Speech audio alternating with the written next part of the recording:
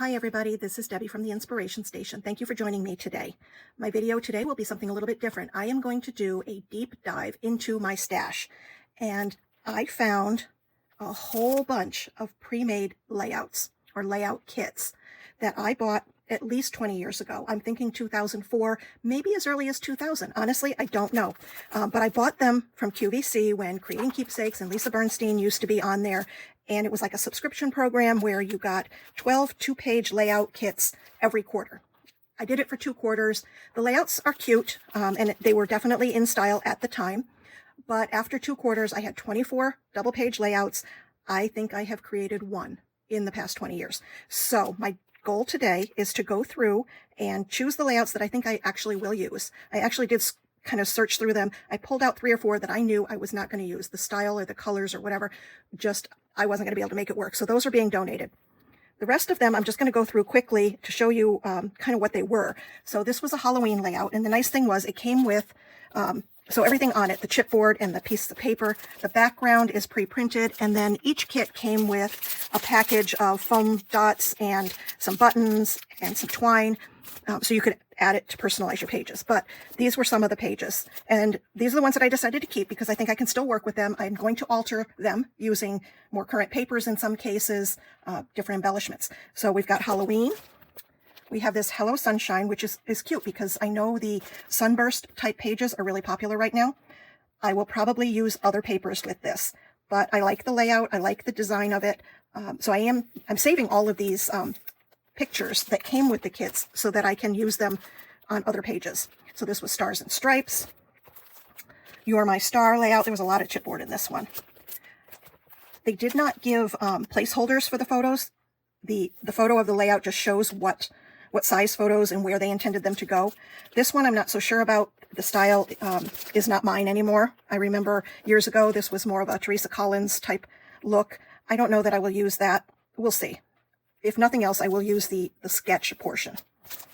Today is a gift. This one is pretty. It's very contemporary. I don't think that this is dated at all, and I can use other papers if I want to, but I think it's a great sketch for other pages. I like that the doily here is pre-printed on the paper, so it looks like, you've stamped on there.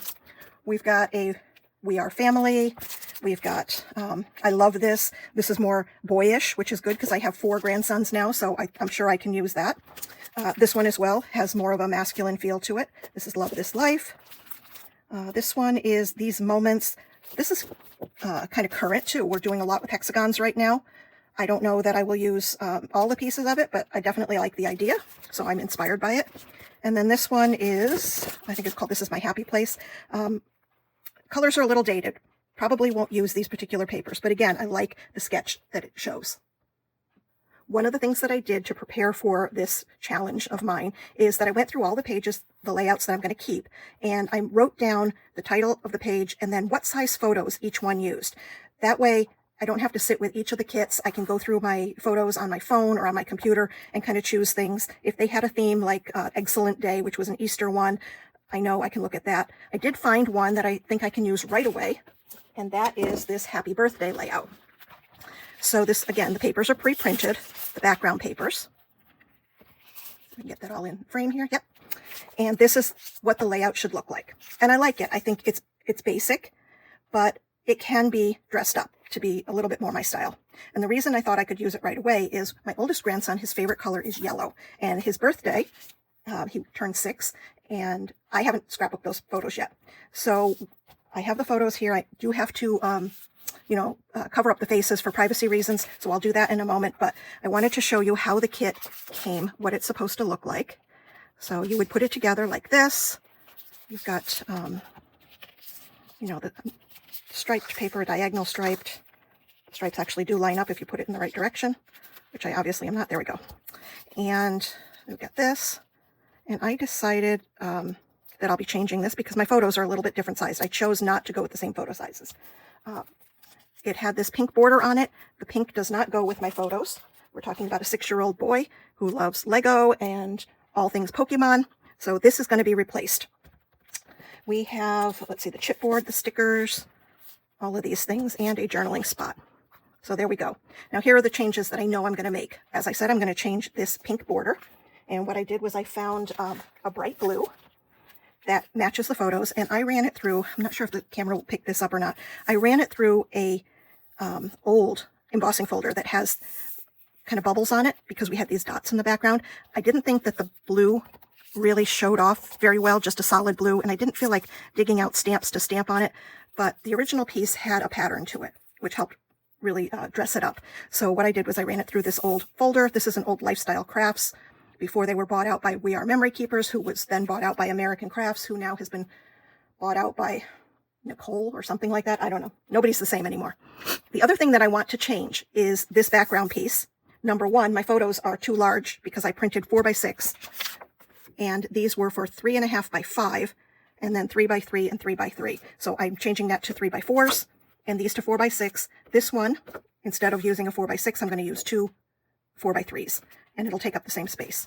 The other problem with this cream paper is that these are white. They're white backgrounds, and I don't particularly care for this dulled down cream color.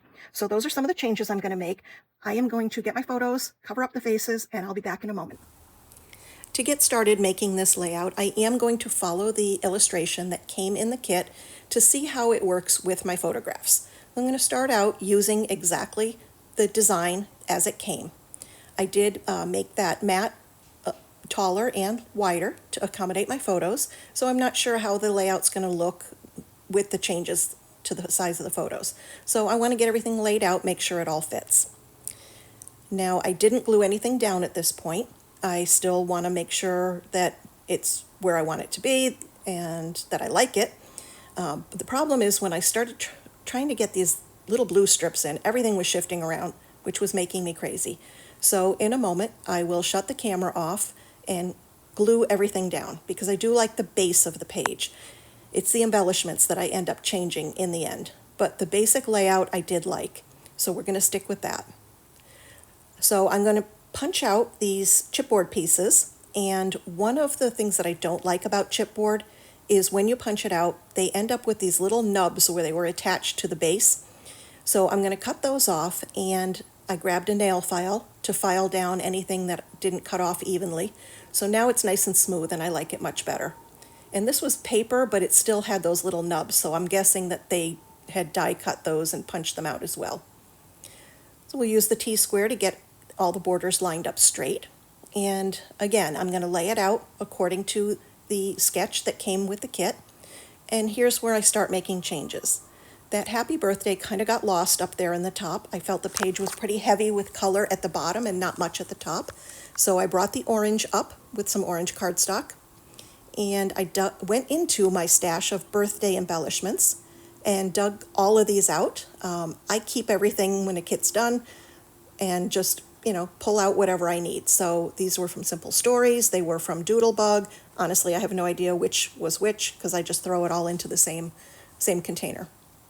But I will find a few pieces that I like, and I wanted to stick with the same color scheme because I did like the color scheme. I just didn't really care for those chipboard embellishments that came. So I'm going to layer up a couple of these pieces. I think these two were both from Simple Stories, and make a little dimensional.